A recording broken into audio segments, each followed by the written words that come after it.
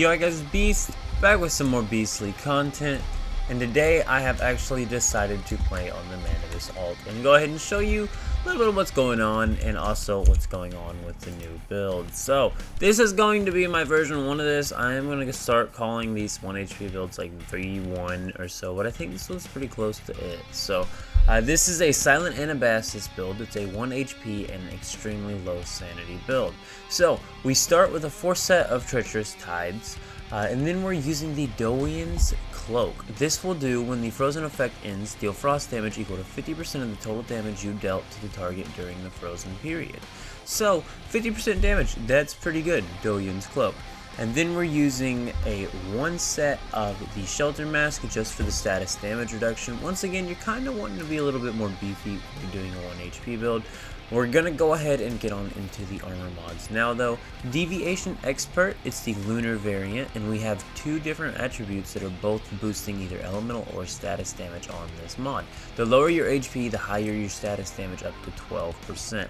We're also getting a 9.6% elemental boost from this same Deviation Expert mod. It's also giving a base status damage of 20%.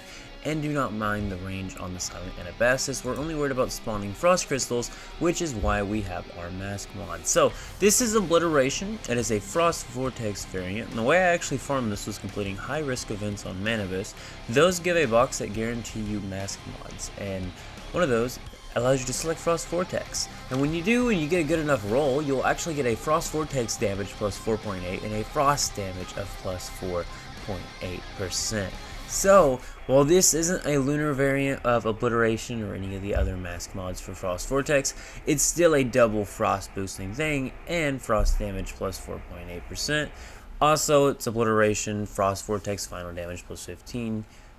Each additional enemy within the Frost Vortex adds 15% up to 45. So it looks like it's 3 enemies for the max of 45, so that's really not a big deal, and if you have a couple enemies by a boss, you'll really easily nuke it. The next one we're using is Ardent Shield. This one's kind of self-explanatory. While the shield is active, you gain 15% damage reduction. When the shield exceeds 1,000 single instances of damage, will not penetrate the shield. So this will just kind of allow you to survive things just a little bit more when it comes to like tanking a little bit. Once again, it's a 1 HP build. You only have 1 HP. You want your shield to be good. You want it to last for quite a while. We are getting a shield boost. I am going to cover the effects of the armor itself and why we're using it in just a second. But for the attribute effects on this one, it is only a lower your HP, the higher your crit damage, up to 18%. So a 20% crit damage boost on Frost Vortex is actually pretty decent anyway. So I went ahead and went with it. But the other thing is, one of my other attributes is actually a 12% status damage boost. So once again, I'm still farming for the Ardent Shield that has a 12% status and at least like a 9% or an 11% or something like that elemental damage boost. I haven't got it yet, but as soon as I do, we are going to be using that. And we actually don't even have this leveled up all the way. So there's a chance we might actually get another level up. Alrighty, and for the pants, it is the Elemental Resonance Talents version. So once again, I want the Elemental Resonance Lunar. I'm not 100% sure on if this actually drops from Lunar crates right now. But for each instance of elemental damage dealt from the previous magazine, the next magazine grants elemental damage plus 1 for 15 seconds upon reloading up to 24%. So with the Silent Anabasis, getting Frost Vortex crystals off a lot, you're going to be guaranteeing to get that 24% elemental boost really easily. Now for our attribute effects on this one, we only got a single attribute on this one. We're still farming for versions of this one. If I don't get a Lunar drop soon, I'm going to go for the normal silo farm soon. This is elemental damage, blaze, frost, shock, and blast of 6.4%. This is also, just normal boosts that are just, kind of trashy boosts. You want the elemental or the status boost. But we also have elemental overload, elemental damage, blaze, frost, shock, and blast 18%, and then we only got a whopping 1.6% elemental damage. Once again, you want 2 attributes, elemental and status, or frost or something like that. Frost Vortex durations, also a very good one if you get that attribute. Then we have Rush Hour, which is every 10% HP loss grants 4% melee weapon and status damage. So at 90% HP loss, it's going to be a 9 times 4. That's going to be 9 plus 9, which is 18. And then 18 plus 18 will be 36, I'm thinking. It's either 36 or 46, but regardless, it's that much of a weapon and status damage. So not only going to get more weapon damage boost, you're also getting status damage. Now, this is another one attribute, but it's also boosting weapon damage, which is okay, because we're still getting more weapon damage. And you want your bullets to do some damage, I suppose. But we're also getting a status damage boost of 4.8%. Once again, you want a 2-perk, maybe a status elemental, or a double elemental one even. I've gotten double elemental mods before. I'm not sure if you can actually get like 3 attribute mods that are all boosting elemental or frost or something like that. It'd be very nice if you could, but I'm not 100% sure on that. That is it for the armor mods though. Let's go ahead and cover the armor real quickly, just what it does. So 1, weapon damage reduction, 10%. I mean, that's nice. That's helping you be tanky. When HP is above 70%, weapon damage and status damage plus 12%. Now it says above, but it means below 70%. I have tested it out. We are getting a status damage boost for being below the 70%, not being above it. It's just a weird typo there. On to the third one though. The HP reduction from low sanity is decreased by 40%.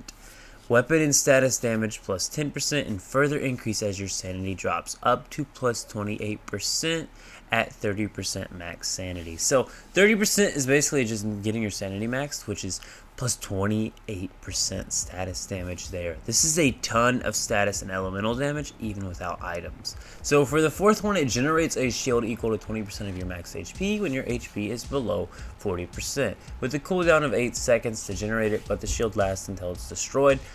40% HP, and we're going to be rocking at 1 HP. Now, our secondary weapon we use for 1 HP builds on all 1 HP builds is the Primal Rage, and our reason for using the Primal Rage is due to the fact that the Primal Rage, when it gets down to 1 bullet, will actually lower your HP every single bullet it uses, so you can lower your HP all the way down to 1 HP. It will not exceed 1 HP, so it will not be able to kill you, but it can get you down to 1 HP, and when you're doing a tank-ish slash extreme nuking elemental and status damage build, you want to get down to 1 HP. And once again, we're getting a boost based upon sanity from the 4 set up to 28%, so we want to get our sanities maxed. But that's the gear. We're going to go ahead and check out the mod we are using here. And once again, I need to level up my mods still because I need more energy links. But as you can see, when an enemy at the center of the Frost Vortex is defeated, deal 50% PSI intensity ice damage to the enemies within. That's all well and good, but the actual reason as to why I like it is because we got the Frost Vortex damage plus 6% and the Frost Vortex trigger chance of plus 2.4%. If you get a Frost Vortex trigger chance roll, you need to keep that because that'll make it where it's more likely that you're going to be more likely to be guaranteed to get a Frost Crystal every single bullet. If you can get a lot of that boosted up or even just get a higher percentage than what I have, a low 2.4%, if you get like 8% or something like that, you'd probably pretty much be guaranteeing every single bullet making a Frost Vortex. That would increase your damage a ton in this build. Let's go ahead and check out the stats, then I'm going to go over my Cradle overrides. We are on manibus, so I do believe it has a little bit different on the Cradle override, so there might be a little bit more of a status boost here going on. But right now, at our current HP, we're at 102%, and our elemental bonuses are just sitting at here, like Frost is only at 40%. So in order to actually get this maxed out, we're going to increase our sanity, and we're going to lower our HP down all the way to 1 HP using this gun. And after using this gun, we're just going to eat some cactus on manibus. It's my preferred way of doing it, just because any desert area that has a ton of cactus is such an easy way to farm it. And I have gotten enemies to spawn off of cactuses, so while you're farming your whispers to go get these lunar mods, you can also go ahead and be getting yourself some cactus to lower your sanity. So I'm going to consume this cactus and get our sanity all the way down. We'll check our stats, we'll get onto the Cradle override, and I'll talk about deviations a little bit, and then we will get on into the actual showcase. Alrighty, so sanity is maxed, HP is at 1. We're just going to go ahead and check our percents here. 57% crit damage, it's 8% crit rate, 108% weapon damage, 134% on the status damage. Our frost is still only currently at 40%, however it will go up when we actually use the build. That's the other thing. Now for deviation, I'm honestly just using any deviation because I'm using a Cradle override. It'll give me a shield when I spawn my deviation. It'll raise my shield up even a little bit farther, which helps with tanking. So on to the Cradle overrides though, we're gonna go ahead and take a look at this. I don't have all the slots currently. I need to go clear Alpha Silo on any mode, and then I'll have all the slots. But here's the ones I'm using currently. Deviant Energy Defense, this is the key one for 1 HP. Summoning or handling deviations grants a shield equal to 30% of max HP while the shield is active. The weapon damage reduction and status damage reduction plus 10% with a cooldown of 30 seconds. So once again, Deviant Energy Defense, 30-second cooldown, and you gotta wait for your deviant to recharge anyway, so you know you should be getting it every time you activate your deviation. Status enhancement and status damage plus 15% after 3 seconds after hitting a weak spot. So just for hitting a weak spot, you're getting that status enhancement boost. So on the elemental sense, after dealing elemental damage, the corresponding element's damage plus 25% for 4 seconds. So once again, when you get those frost vortex crystals off more and more, you're going to be able to do more and more damage. When dealing frost elemental damage, frost vortex damage plus 2.5% and inflict deviants with 3% slowdown for 8 seconds. So frost vortex damage up to 2.5%, up to 10 stacks, so up to 25% every time you do frost elemental damage, which you're going to do a lot with this build. So we're going to get that 25% as well. We're getting like near 200% when we're done with this, especially with food items included. Chaotic Thoughts, when you have a whim due to low sanity, damage reduction against deviants minus 10% and damage against deviants plus 10%, pretty good. Once again, Tactical Combo, weapon damage plus 15% for 4 seconds after switching weapons or reloading. That's a weapon damage boost, but it's still going to help us out. Anti-Void, when using rifles, shotguns, or heavy weapons, we're only using this because we're using a rifle. We're getting a 15% damage boost just for using a rifle, and then with an additional 100% damage against super anomaly void types. So just using this because we're using the rifle, we're getting 15% more damage for the rifle. I'm not actually 100% sure on what my final mod will be once I actually have mods here, or not mods, Cradle override will be when I actually, you know, have a reason to use them, because none of the rest of them really seemed like they would apply too much. I'm gonna go ahead and look over it just a little bit more and see if maybe there's something that will boost damage to this build specifically, or maybe even just make me a little bit more buff. But without further ado, I'm going to go ahead and show you my food items of choice. We only have one item, so we're going to make this count. We're going to be using a whimsical drink, and we're going to be using a surprise spring roll. Now, we do have a few more of the surprise spring rolls, it does turn out, but we do not have that many whimsical drinks. One of my problems with the whimsical drink is going to be this issue right here. Another thing to note on is these are pretty much stock. We're getting a bonus effect of plus 10%. I don't really know why, but for some reason that is happening. It might be a stove perk or something, but this is nowhere near a maxed out stove perk. And then we're going to be using the surprise spring roll right here. Once again, these are only 30-minute perks, but let's go ahead and check this out. We do need to consume some more cactus as the whimsical drink did take away all our sanity. So let's consume the cactus and check our final numbers, and then it's time for the showcase.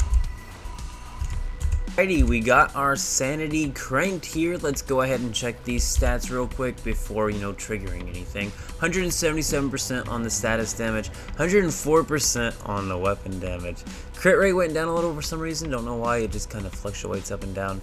A lot of these stats do actually. Elemental damage boost is currently at 89%. Once again, we have a ton of other things that are going to be boosting damage and we're going to be getting kicked off. We're easily going to get to 200% status damage boost here. Frost Vortex damage bonus of 10.8%.